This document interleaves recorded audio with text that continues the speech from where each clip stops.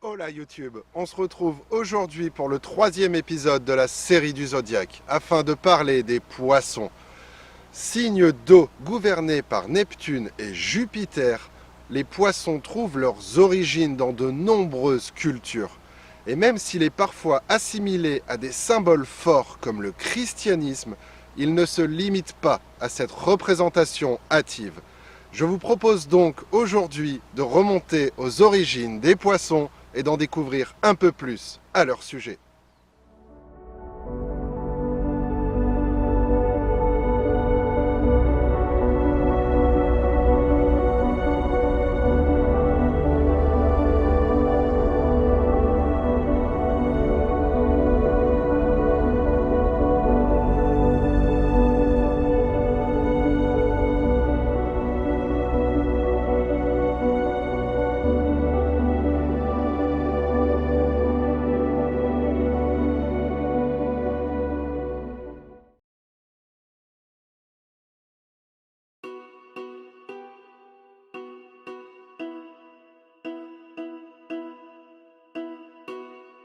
En Chine, il est à l'image de la carpe, poisson d'argent ou d'or, symbolisant la richesse et la prospérité.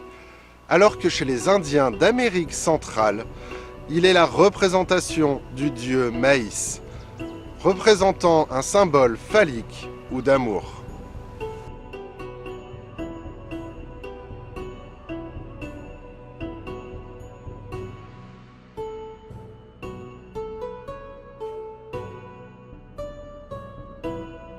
Il en est de même dans les religions syriennes où on leur attribue les déesses de l'amour. Chez les Mésopotamiens, la constellation des poissons se nomme les queues, représentant deux poissons poussant un œuf géant et formant ainsi l'astérisme de l'anneau.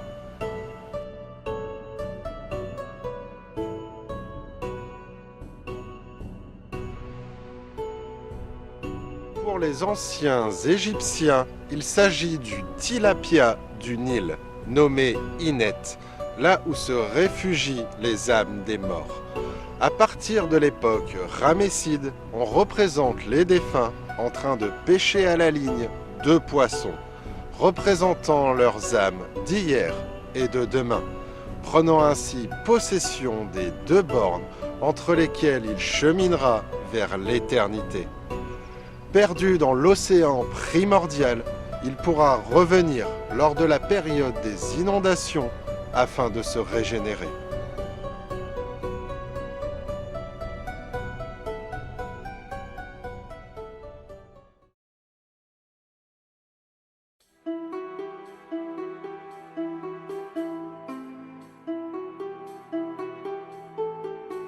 Ainsi, la représentation du signe des poissons peut se retrouver dans de nombreux mythes et légendes.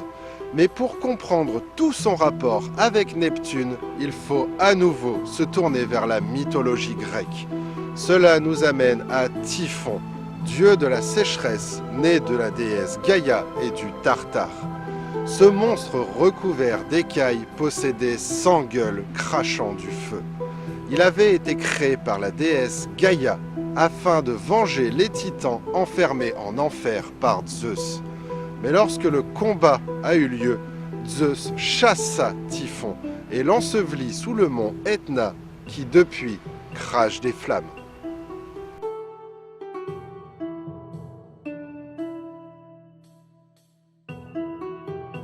Pour en revenir au signe du poisson, Typhon, comme bien des monstres, avait du mal à comprendre les réalités humaines. De même qu'il n'avait pas les capacités pour appréhender la sensibilité, l'émotion ou l'affection. Car il n'était que violence. Il avait été créé dans un seul but, détruire et venger. Il reporta donc ses manques sur la déesse Aphrodite et son fils Eros, tous deux symboles et représentations d'amour.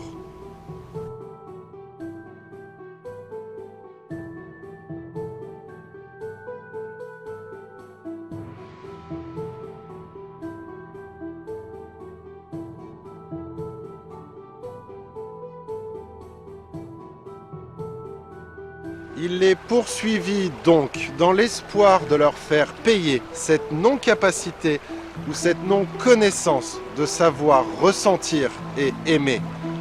Afin de fuir son courroux, Aphrodite et son fils plongèrent dans l'océan.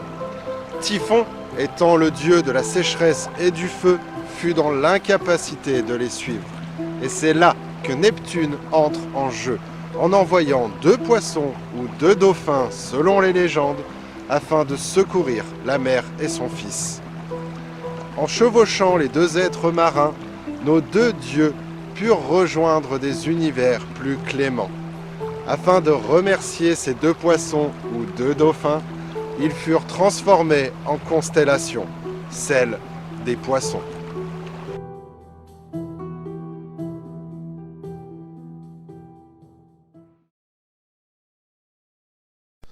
Les poissons sont un signe mutable, lié à l'élément classique d'eau, principe d'émotivité qu'ils partagent avec le Cancer et le Scorpion. Avec la Balance et les Gémeaux, c'est aussi l'un des 3 signes doubles ou miroirs. Ce signe correspond à la fin de l'hiver, où la durée de jour est encore inférieure à celle de la nuit.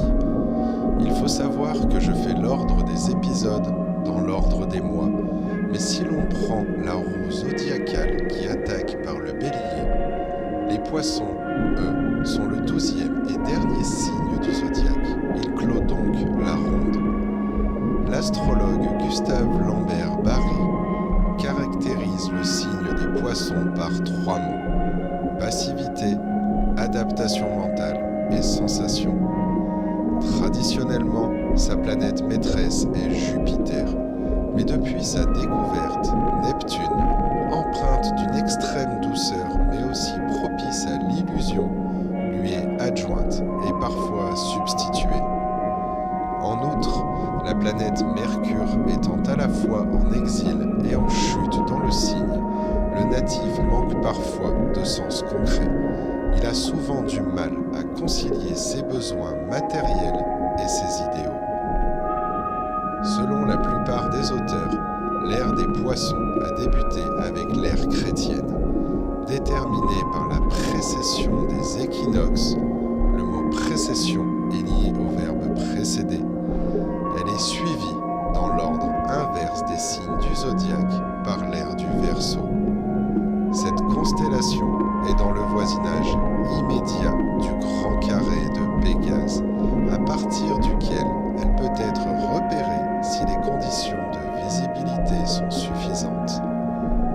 Elle occupe l'intérieur du triangle d'automne, dont elle traverse les 3 côtés au niveau de leur milieu.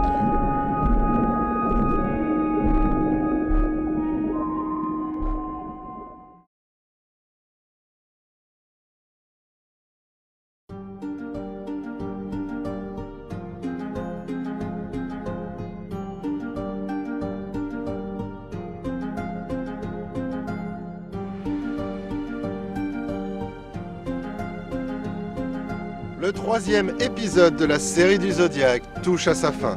J'espère qu'en apprendre un peu plus sur les poissons vous a plu. Si c'est le cas, n'hésitez pas à liker et commenter cette vidéo pour me donner votre avis.